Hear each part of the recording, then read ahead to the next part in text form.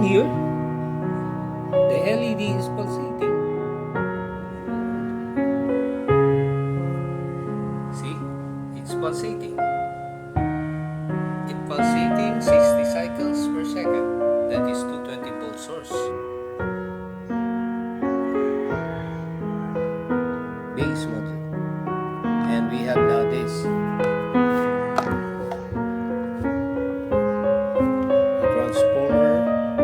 Wave rectifier, detachable. Some sort of and this one is steady, and the fan is running.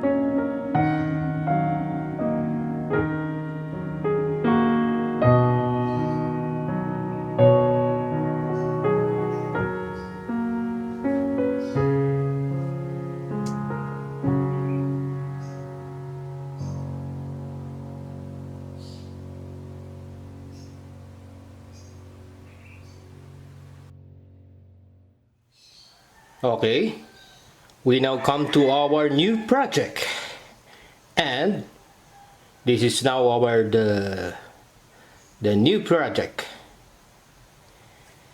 We have here a circuit diagram. So in the figure 1, full wave rectifier, or also known as full bridge rectifier. This is a schematic diagram.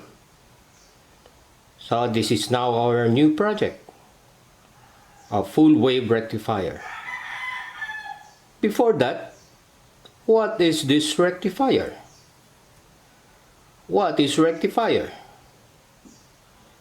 Well, rectification is the process of converting AC into DC. So, a rectifier converts alternating current into direct current in one direction. If alternating, there is a forward current and then the reverse current. That is alternating current. That is the word rectifier is all about. And then, what is this full wave? Full wave refers to the sine wave. This is a full wave. This is half wave, another half wave.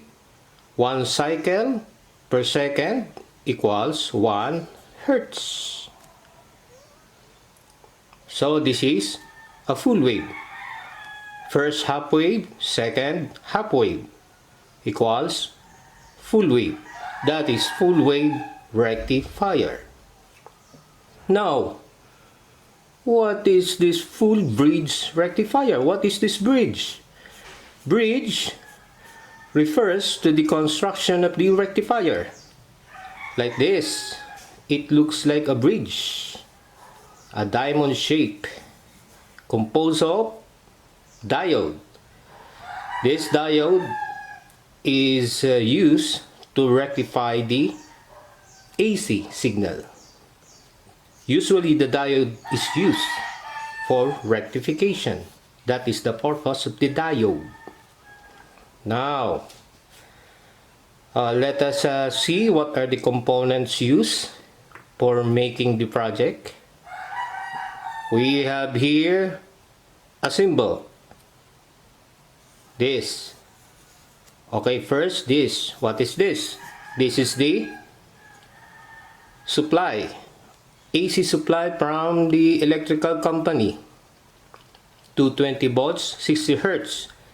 That is the supply, AC current supply in our country, Philippines. 220 volts, 60 hertz. And then we have another symbol here. This is a transformer.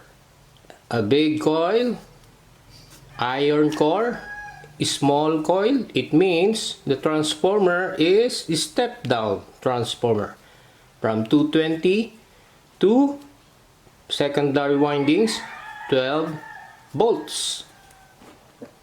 That is the transformer. Another components, we got this, an arrow and this line. This is a diode 1N4007, which is we're going to use as a rectifier. 4 pieces of diode constructed like a diamond. And then we also have the component here, capacitor, electrolytic capacitor means the capacitor has a polarity or has a sign here, positive, negative. 25 volts voltage rating of the capacitor, 3300 microfarad. Also we have a load. That is the load, the resistor and the LED, light-emitting diode. We need this resistor to limit the current flows at the LED. So we have now the components used for making the full wave rectifier. Okay, let us now discuss the current flows. What is the behavior of the circuit? We can only discuss or design a certain project by using a schematic diagram like this.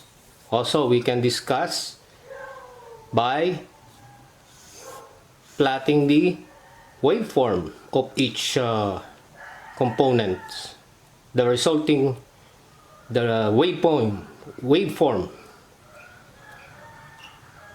Here in our country, we got 220 volts AC current source. That is the graphical representation of alternating current. This is also known as a sine wave. A big sine wave. Positive half cycle, negative half cycle. That is the graphical representation of 220 volts AC. And then, what is this 220 volts? 220 volts is BRMS. What do I mean by BRMS? BRMS is voltage root means square. That is BRMS. Why BRMS? Because alternating current is a sine wave. It alternates. Root means square. 220 volts is BRMS in the primary side of the transformer. So when you connect the transformer, also we have the 60 hertz. That is the frequency of the supply voltage, 220 volts in our house. 60 hertz, it means if this is the alternating current or voltage, 1 cycle per second, 1 hertz. 1 hertz. So if this is 60 hertz, 60 cycles per second. 60 times of this sine wave is going to flow into our house 60 times of this in 1 second. In our case, we got the electrical company, the Meralco.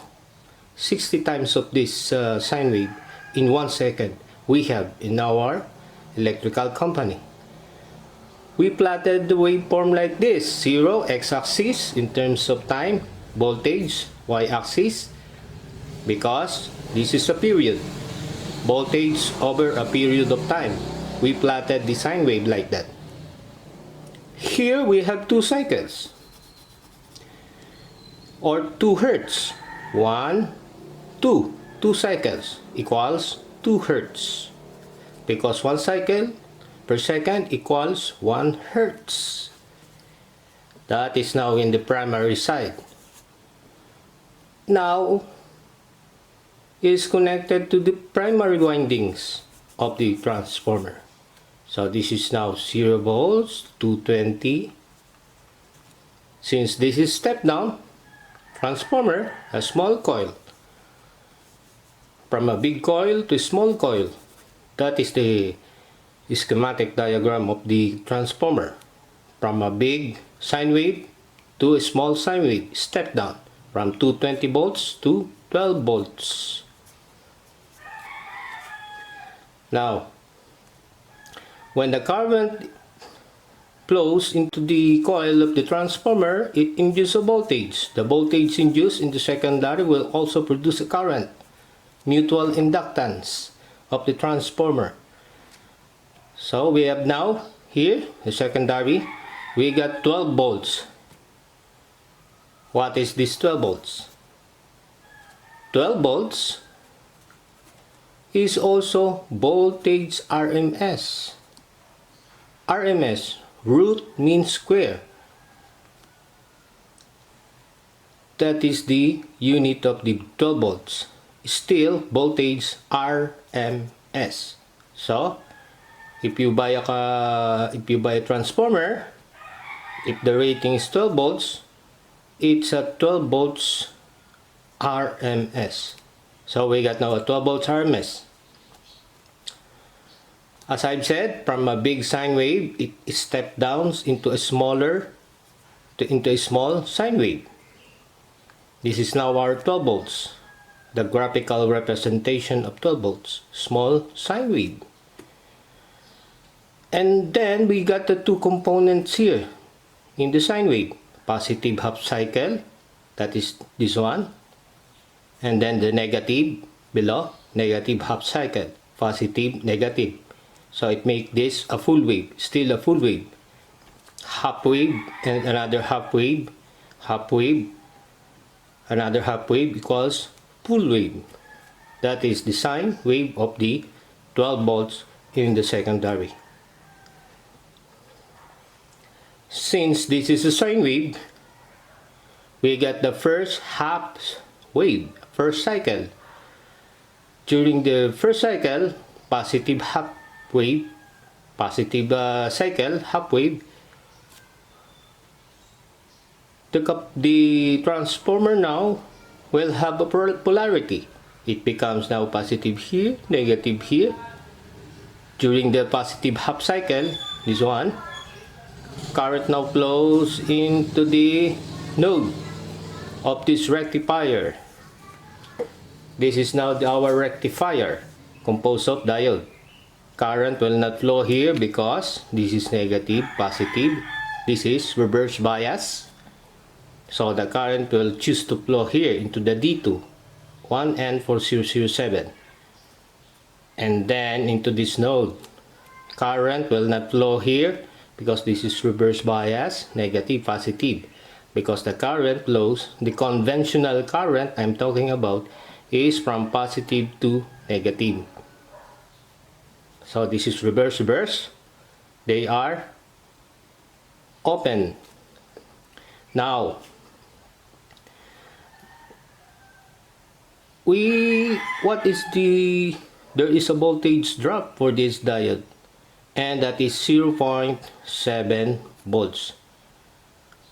That is the required voltage needed to turn on this diode or to forward bias this diode. And since we are supplying 12 volts, so it will turn on. The voltage drop or the voltage rating of the diode to turn on is 0.7 volts. So it's okay, the current will flow here.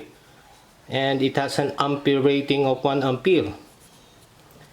That is the current rating of the diode. Since we have a transformer which has a current rating of 200 milliampere. Okay, the current now flows here at this node. Where do you think the current flows here after this?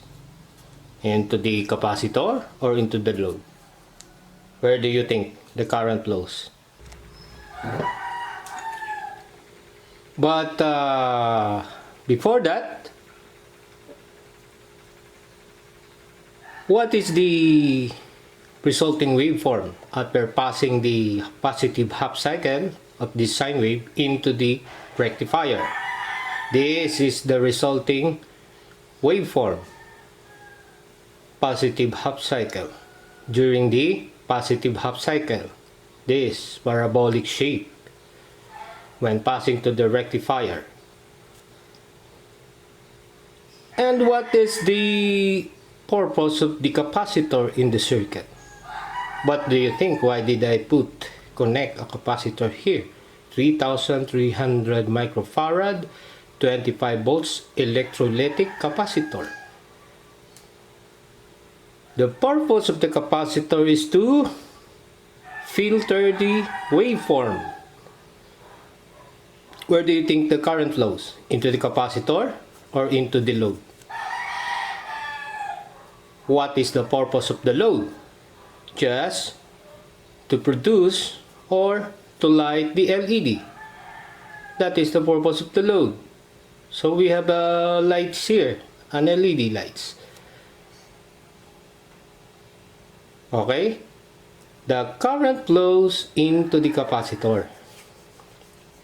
Because the current always flow into a less resistance or impedance for this half wave cycle. Half cycle. First half cycle. Current flows here, not here. Current flows here, and then this capacitor will supply the current, to the load. This is now the one supplying the current to the load, or this serves as the voltage source, voltage supply to the load. So first it will charge the capacitor. From here, charging the capacitor, then to this junction.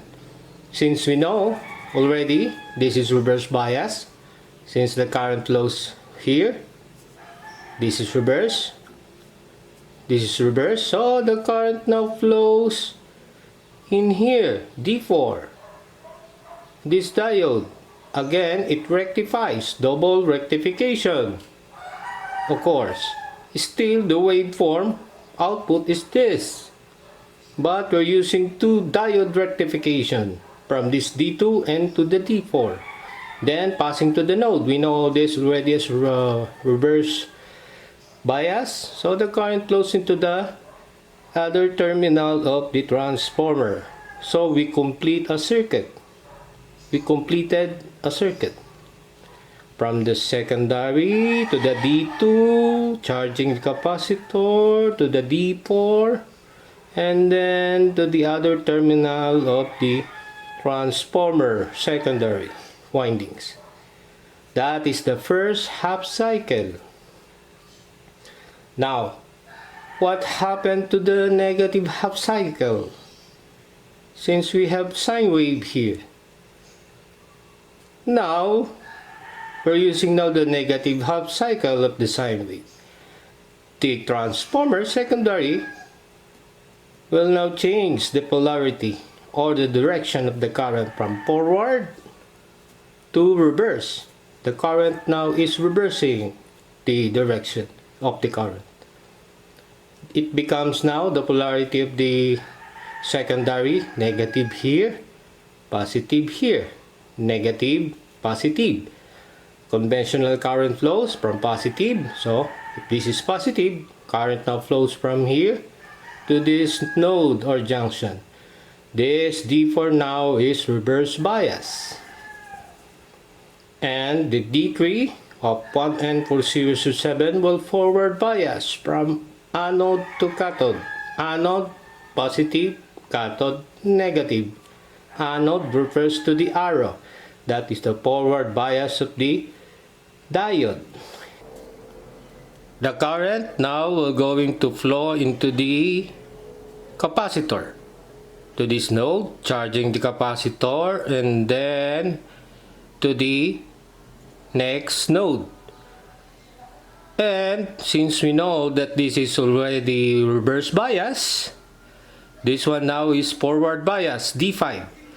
And then to the other node and to the other terminal of the transformer.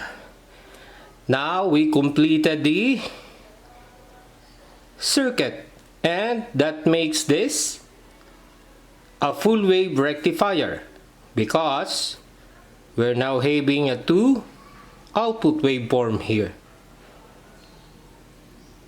That will make this a full bridge rectifier or a full wave rectifier. Full wave rectification is now happening here. We get now a full wave rectifier or rectification due to the we are utilizing the use of one full wave to produce a 2 half wave. Now, after charging the capacitor now will filter out the waveform.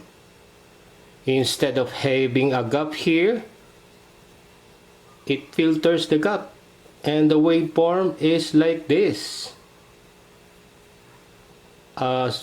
This gap will be filtered out, will be removed a little, and the waveform is this.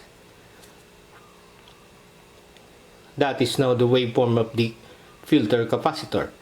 That will going to supply the current, supply the voltage, or produce a current, supplying current to the load, to the resistor and the diode.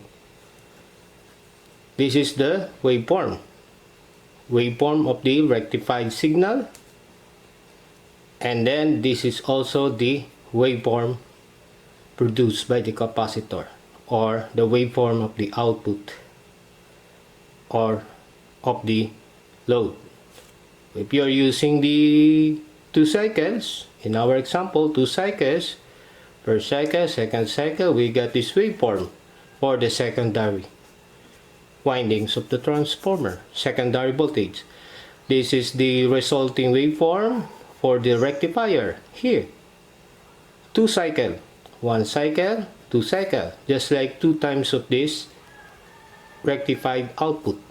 And then 2 cycle also for the capacitor and for the waveform into the load. What now type of waveform is this? They called it ripple voltage produced by the capacitor. A smaller ripple voltage is going to produce by the capacitor. It filters out the gap,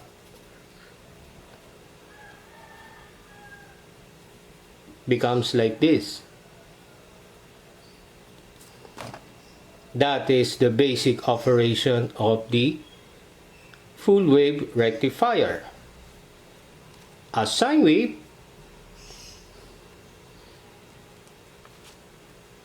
becomes a pulsating DC.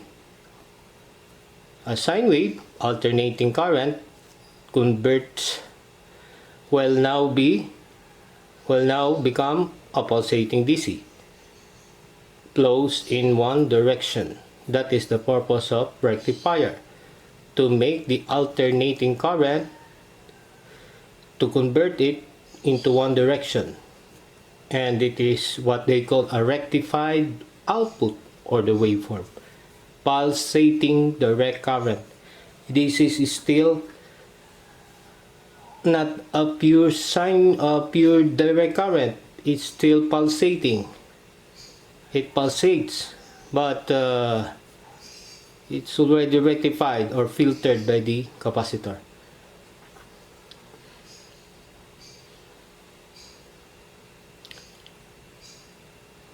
Okay, let us now discuss the components used.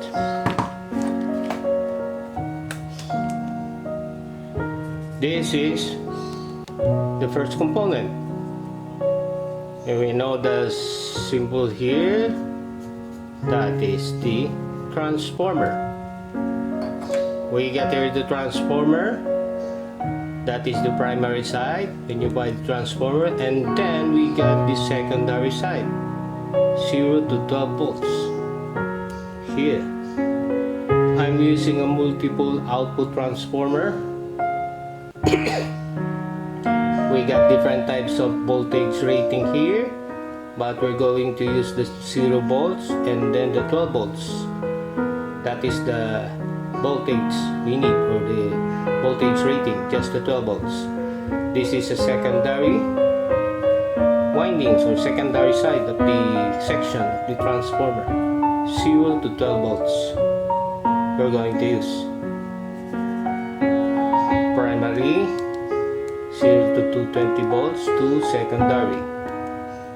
And then when you buy the capacitor, the transformer, when you buy transformer, it has a current rating 200 milliampere. That is the capacity of the current of the transformer. And the 12 volts here is the voltage RMS, because it is still alternating current. So this is BRMS and this is current RMS. RMS because it is still alternating current, or AC. RMS. RMS because the alternating current is a sine wave. Okay, this is now our transformer. So we know that 200 milliampere RMS, root means square. Secondary 12 volts, primary 220. Okay, that is the purpose of transformer, from 220 to 12 volts. Step down, 220 becomes 12 volts, RMS. Okay, the next component here is the diode. Where is the diode? This is 1N4007 diode, regular diode. 1N4007. Current rating 1 ampere. So it is important to know the current rating of the transformer when you're buying a transformer. We're going to design a rectifier that will match the current rating to the transformer. A diode will match the current rating of the diode to the transformer. The current rating, or the current capacity to handle with this diode 1N4007 is 1 ampere. They call it forward current. Current rating 1 ampere. So it must be bigger than the current rating of the transformer, 200 milliampere. So it's safe to use the diode. Diode times 4. We're using 4 pieces of this diode. What is the symbol? Arrow and then the line. This is anode. The other one, cathode. K, cathode. Anode, positive. Cathode, negative. You can see here in the diode, anode is without a markings. Cathode with markings, or the gray line here, gray color. That is the cathode. Current flows, forward bias from positive to negative. Current flows from this direction. That is forward bias. Reverse bias flows into different direction, to the left. So reverse bias, this current, and forward bias when the current flows into this direction. I'm talking about the conventional current flow. It also has a forward voltage, 0.7 volts. To turn on this diode, we need 0.7 volts. If the voltage is less than 0.7 volts, the diode will not turn on. So we need 0.7 volts. But in our transformer, we are supplying 12 volts. So this diode is working. It will become forward bias. or the current will flow into the diode, because the supply is 12 volts and the only voltage rating of the diode to turn on is 0.7 volts, so it's safe to use diode. This is the diode. With markings, the cathode or the negative side. Without markings is the anode. You can draw it, the symbol. Just remember the arrow refers to A, arrow or anode, which is positive. Cathode, K, negative. Easy to remember. A, anode, or the arrow, or the forward bias of this diode. This is now used as a rectifier.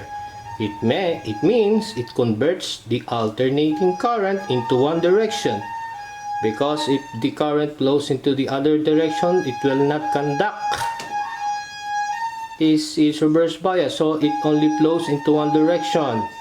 Half cycle, positive half cycle. During the negative, it will not conduct. That's why it converts the alternating current into the direct current from one alternating to one direction. Only one direction. See? Only one direction. That is our diode. Here is another component.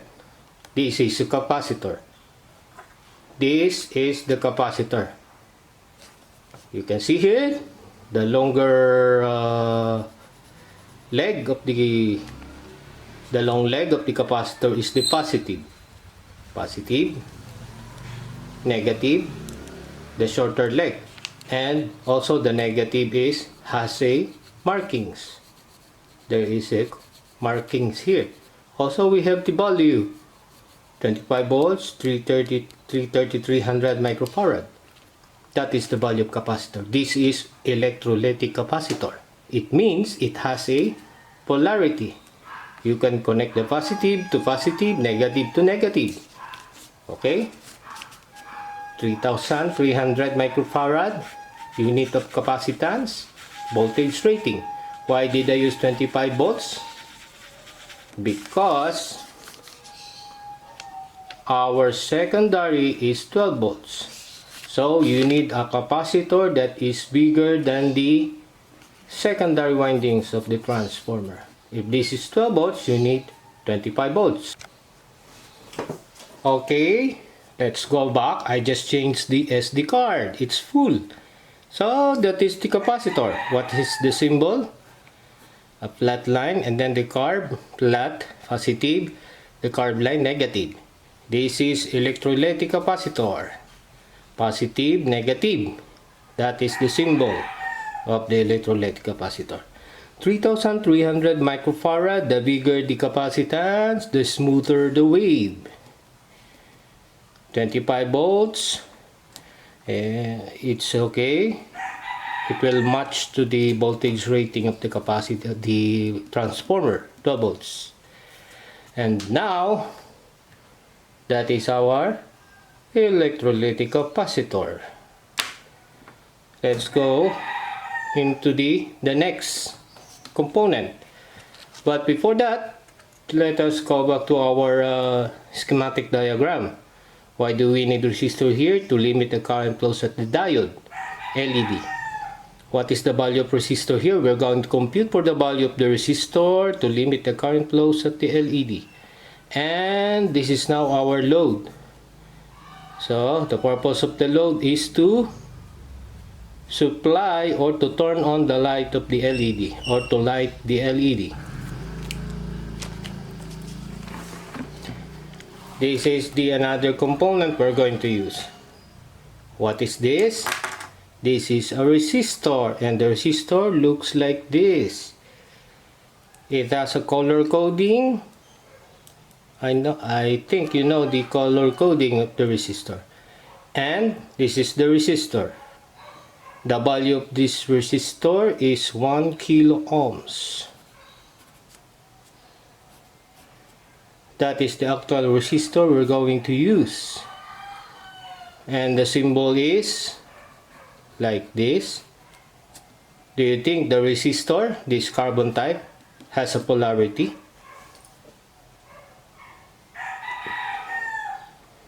The resistor can only have a polarity when the current flows into the resistor. If the current flows in this direction, it becomes positive here, negative here. If the current flows in this direction, it becomes positive here, negative to the other end. That is the current flows in the resistor. We need this resistor to limit the current flows into the LED, light-emitting diode. Let us see the light-emitting diode here. We have here a 10 millimeter in size. So if you're going to buy the LED, the size is 10 millimeter, diffuse type. It means it is not clear, diffused. Longer leg, positive. Shorter leg, negative. Okay. What is the symbol for this LED? The same. Just like a regular diode. We got the anode and the cathode. Positive, negative. The same polarity. Forward bias, positive, negative. Current flows here in this direction. Reverse bias. Forward bias. Reverse bias. Forward bias, reverse bias. That is the short explanation of the components we are going to use in constructing the full bridge rectifier.